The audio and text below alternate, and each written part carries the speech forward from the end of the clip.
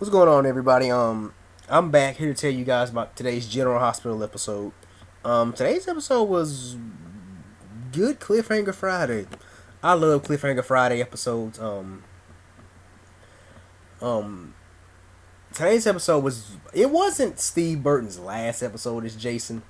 I think that's Monday, but we know how the character's gonna exit. Seeing today's episode. Um, I'm really looking forward to Monday's episode. But that's neither here nor there. I'm gonna get into today's episode. Um, the main thing I'm gonna talk about today's episode is really the Jason and Sam scenes because those were really interesting scenes. But also the Todd and Carly scenes and John McBain scenes in the interrogation room. I knew Diane Miller was going to be Todd's lawyer. The reason I knew that because I read about it in Soaps and Death. My girlfriend actually subscribes to them. She gets them mailed to her house, and I go over there and I read. So that's actually how I knew she was going to be Todd's lawyer. But yeah, let's really get into what today's episode was about. This episode seems like to me was really dedicated to Steve Burton. That's just what I got.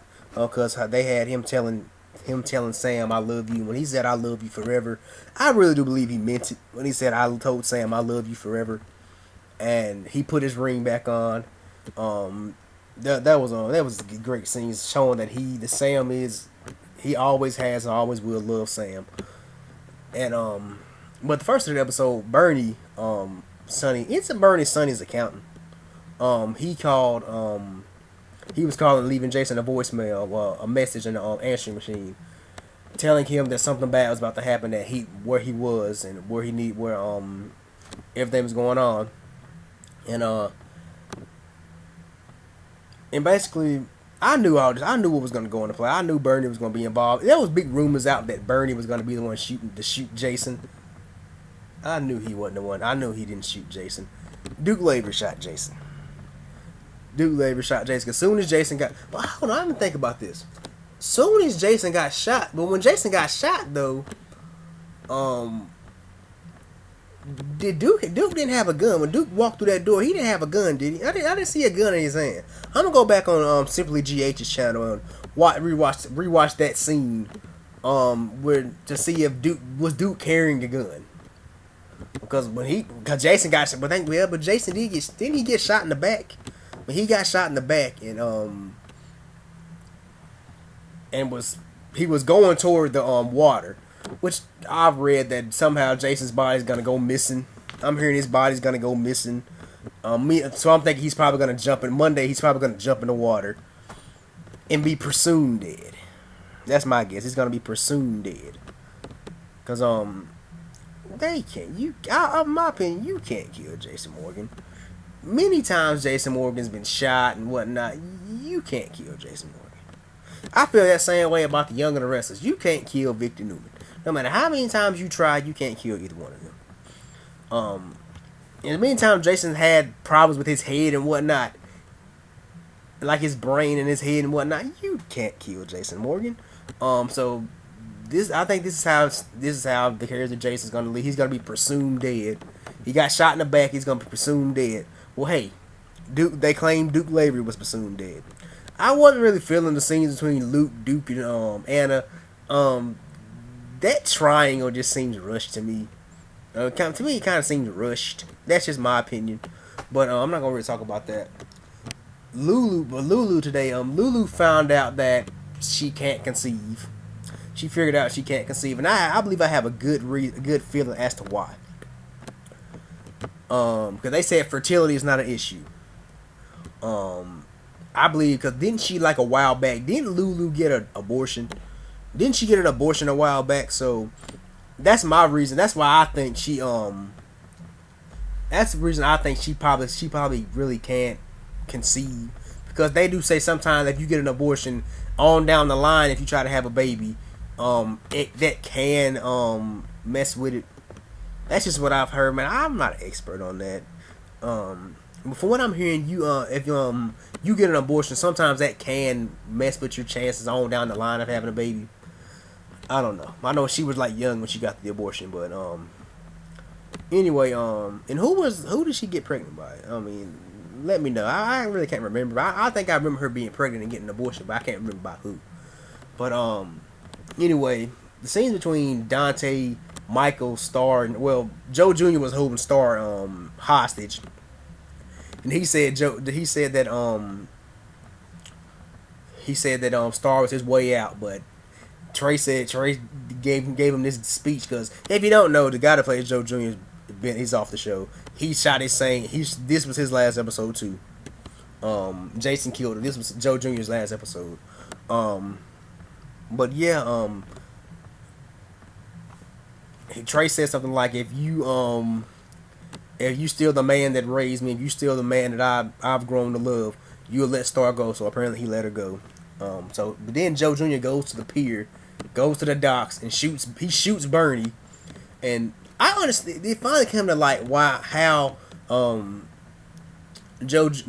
Jr. was talking. He was talking about like a week back where Trey getting all of Christina's money, getting all of Sonny's money through Christina, because he had Duke Labor threatened Bernie to transfer all of Sonny's assets into Christina's name. So that's what set all this into play. It kind of makes sense now too. It kind of makes sense now. That's what sets this all into play. So if Christina were to die, Trey, even though Sonny will be still alive, all of his assets would be in Christina's name, and Trey would get all the money. And I'm guessing Trey would hand the money over to Joe, who would hand the money over to Duke. One funny thing Joe Jr. did say today was, he told Bernie, truth be told, I'm not, no disrespect to Sonny, but I'm more afraid of Duke. But I'm interested. Did Duke Lavery really shoot Jason? That's what I'm interested in. Did he shoot Jason? Because I swear I did not see a gun in his hand when he walked through that door. I didn't see a gun in his hand. So I don't know. I don't know who shot Jason, but it remains a mystery who shot Jason. Because as soon as Jason got shot, he hit the ground, and he was moving over to the water, moving over to the I guess the lake or whatnot, and I'm thinking Jason's probably gonna jump in the water. He's probably gonna roll over into the water and I guess be presumed dead.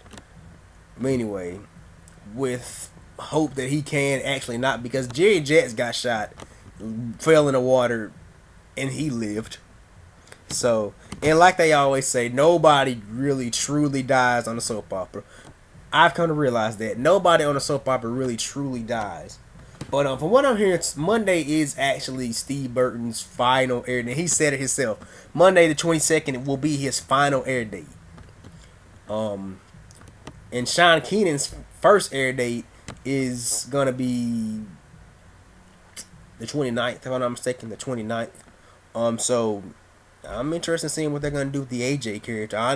And two big soap opera scribes like Nelson Branco, who works for TV Guide Canada, and Jamie Giddens, who works for Daytime Confidential.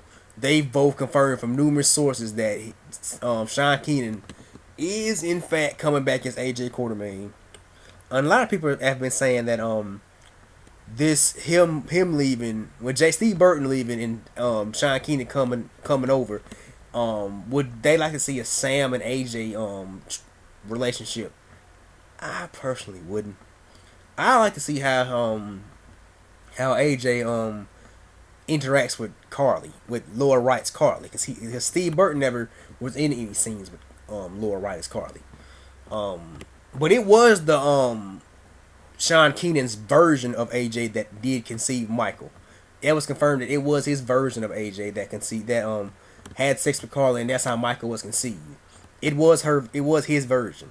So anyway, I'm about to get on up out of here. Let me know what you guys think about this like today's episode. Anything I left out, let me know if I left anything out. Leave me a comment, rate, subscribe. But thank you guys for watching this video. Hope you guys have a great weekend. Anyway, I'm about to get out of here. Peace, God bless, and I'm out.